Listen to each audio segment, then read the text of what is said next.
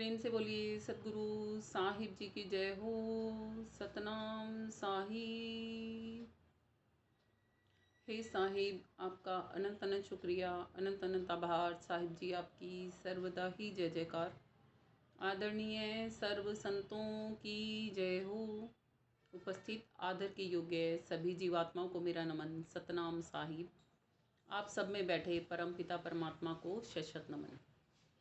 तन थिर मन थिर सूरत नीरत थिर होए, उस पल को कल्पों में पावे कोय। कैसे करोगे उस अवस्था को, कैसे लेके आओगे बताओ।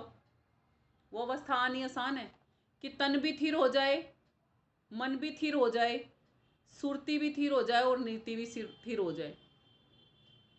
कि आपका तन भी नहीं हिलना चाहिए। तन नहीं हिलेगा तो मतलब आप मुर्दा हो गए ना।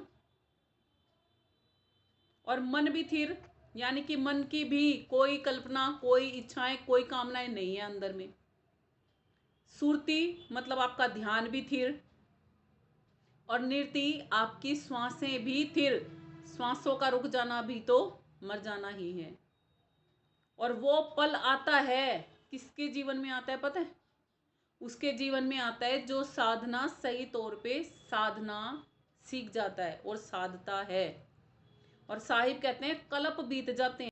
संपुट युग होते हैं 5-5, और बीच में 4 युग आपको पता ही हैं, सतयुग, द्वापर, त्रेता और कलयुग। ये 4 युग और 5-5 हजार वर्षों के वो संपुट युग, इतना पूरा मिला के एक कल्प होता है। और कल्प कई बीत जाते हैं ऐसे, उसके बावजूद भी वो समय नहीं आता। तो अब सोच लो कितना लंबा चौड़ा समय है। वो आत्मा जो इस कार्य को कर जाती है वो कितनी इस दुनिया से अलग थलग वाली, कितनी विरला होगी। तो कितना ज़्यादा अनुपम ये है ना अवसर। और जब आपको वो गुरु वो ज्ञान दे रहा है जिसमें आप उस पल को पा सकते हो,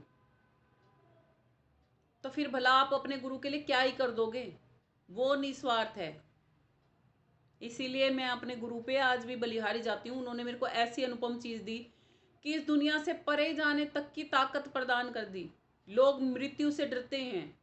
यहाँ मृत्यु हर समय निकट रहने के बाद भी ये रहता है कि कभी मर्जी आ जा, कोई दिक्कत नहीं है। क्यों नहीं है उससे दिक्कत?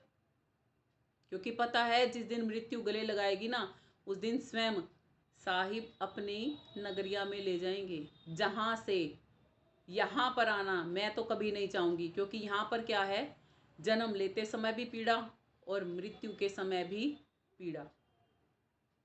जहाँ पर ऐसी जगह है जहाँ पर मरना ही नहीं पड़ता, जहाँ पर जन्म ही नहीं लेना पड़ता, जहाँ पे मैं अपने एक्चुअल के असली अस्तित्व में रह सकती हूँ। ये तन नहीं है वहाँ पर, ये वाला जो ये स्थूल पंच भौतिक तत्वों का बना हुआ दिखाई दे रहा है ना अभी आपको, ये नहीं है ये असली अस्तित्व इस आत्मा का। इस आत्मा का असली अस्तित्व तो कुछ और ही है। देखने वालों को जिनको नहीं पता वो तो केवल तन तक ही सीमित है ना, सीमित तन तक। कोई कोई देख पाता है उसको, और जो देख पाता है ना वो बोल के सामने से बता भी देते हैं। ऐसे ही किसी ने जब डॉक्टरी की है तो वो डॉक्टरी का बता सकता है। किसी ने वकालत का कोर्स किया है तो वह वकालत के बारे में सब कुछ बता सकता है। जैसे किसान है, किसानों से बढ़िया खेती बाड़ी के बारे में कोई नहीं बता सकता। हमारे घर में अनाज 1 मिनट में आ जाता है, हमें तो पता नहीं ना किसान ने कितनी मेहनत करके उसको उगाया, कि क्या क्या किया उनके लिए, है ना। तो जो जिस फील्ड का जानकार होता है ना, उससे पूछ के देखो, उसको सब कुछ पता होता है उसके बारे में। ऐसे ही हमारे जीवन में जो गुरुजन आते हैं ना, सच्चे शब्द भेदी संत जब आते हैं, तब वो हमें बताते हैं हमारी यात्रा केवल यहीं तक की नहीं है, हमारी यात्रा तो बहुत दूर तक की है। और वो हमें कवर इसी जन्म में करनी है। किस जन्म में? जिस जन्म में आपको मानव देही मिलती है, मनुष्य का ये तन मिलता है, ये देव दुर्लभ देही मिलती है। और मनुष्य क्या करता रह जाता है? देवताओं की चौखटों पे ही मत्था रगड़ता रह जाता है। खुद ही बनाता है मूर्तियां, खुद ही उनको पूजता है, खुद ही उनमें प्राण प्रतिष्ठा करता है, सब काम खुद ही करता है। खुद ही करता है ना, खुद को ही बिना जाने करता है। सबको पता है ना मृत्यु सत्य है, मरने के बाद आत्मा शरीर में से निकल जाती है, ये भी सबको पता है। वो आत्मा रहती कहाँ है शरीर में, ये क्यों नहीं पता? वो आत्मा कोई और नहीं है, आप खुद ही तो हो। क्योंकि मरे हुए इंसान के भी आंखें यूं की यूं लगी होती हैं, नासिका यूं की यूं लगी होती है, मुखड़ा यूं का यूं, शरीर का कोई अंग भंग थोड़ी ना हो जाता है उसका। कान भी ऐसे कैसे लगे होते हैं, लगे होते हैं ना। केवल क्या निकल जाता है? प्राण शक्ति लेने वाली वो शक्ति ही निकल जाती है, फिर प्राण लेगा और छोड़ेगा कौन इसमें बैठ के। इसीलिए ही श्री कृष्ण जी ने कहा भी है कि प्राण शक्ति जो चलती है ना, उसमें प्रणव, प्राणों को खींचने और छोड़ने वाला मैं ही हूं सब में। इस तरीके से परमात्मा हम सब में है। बहुत से लोग तो श्री गीता को भी नहीं मानते, ऐसे भी हैं इस दुनिया में लोग जो श्री कृष्ण जी को नहीं मानते। कहते हैं हमें क्या पता कहा होगा, हमें क्या पता किया होगा। सदग्रंथों की भी नहीं मानते, ऐसे ऐसे भी लोग हैं इस दुनिया में। अचंभित बात लगती है ना ये, कि कैसे कैसे करते हैं हम। जो लोग श्री गीता को भी नहीं मानते, जो लोग रामायण को नहीं मानते, अरे वो किसी ने कब लिखी होंगी। जैसे आप आज किसी भी फील्ड में कोई भी काम कर रहे हो, उसकी जानकारी किसी ने कहीं तो दी होगी, तभी तो आज आपको उसकी जानकारी है। चाहे वो आप कोई बिजनेस भी कर रहे हो, अब कह दो उस बिजनेस की जानकारी भी किसी ने कहीं नहीं लिखी थी जी, हमें तो अपने आप ही आ गई। अपने आप से कुछ भी नहीं आता इंसान को, हर एक कार्य सीखा जाता है। इसीलिए कहा भी जाता है कि माँ की गर्भ में से कोई कुछ नहीं सीख के आता, सब कुछ इस दुनिया में आके दुनिया ही सिखा देती है हमें। अच्छा बनाती है यही दुनिया बना देती है हमें, क्योंकि हम अच्छाई को ग्रहण कर लेते हैं तब। और बुरा बनना हो तो ये दुनिया बुरा भी बना देती है हमें, जब हम बुराई को ग्रहण कर लेते हैं तब। बिना ग्रहण करे ना ही तो आप अच्छे बन सकते हो और ना ही आप बुरे बन सकते हो। इसीलिए विश्वास करो सदग्रंथों पर, तो आपका ही भला होगा। जो लोग सदग्रंथों पर विश्वास नहीं करते ना, उन्हें विश्वास करना चाहिए।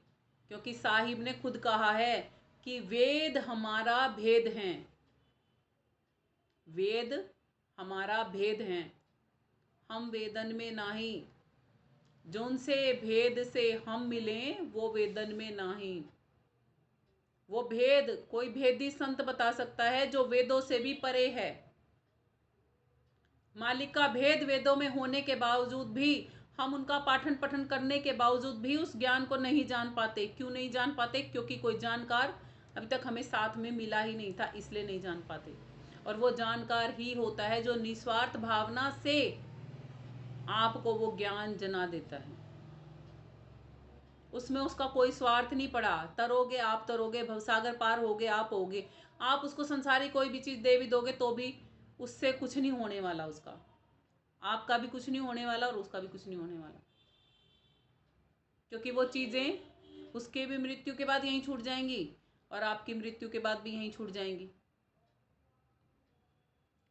इसलिए जो लोग ये सोचते हैं ना कि गुरुजन अपना घर भरने के लिए हमसे धन एकत्रित करते हैं या कुछ, तो कहते हैं परमार्थ के कारण करते हैं संत जन, घर घर मांगते हैं भीख ताकि आत्माओं का कल्याण हो सके।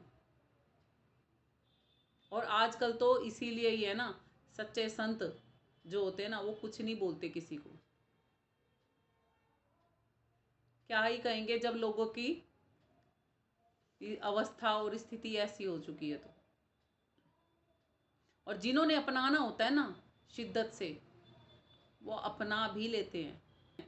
कि एक तत्व का पुतला बनाकर उसको तो मानता है मनुष्य साची, और जो ये 5 तत्व का पुतला है ना, इसकी सारी झूठ गिनी जाती है। भले ही वो सच भी बोलता हो ना, फिर भी झूठ गिनी जाती है।